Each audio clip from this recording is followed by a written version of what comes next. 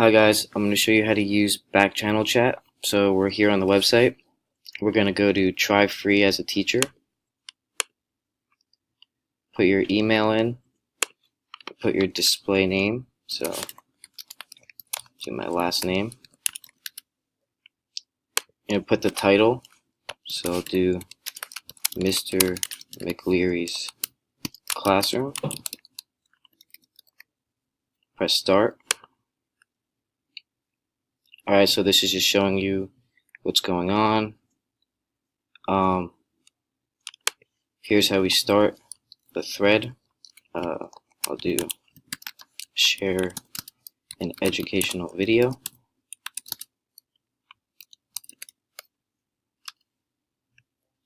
So I'm going to pin this so it stays at the top. Now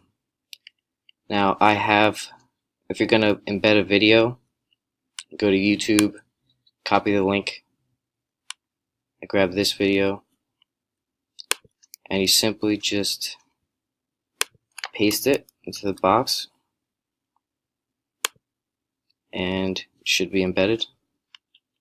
To share the page, you're going to go to Settings, press Invite, and you could share this link with your students. And that's it.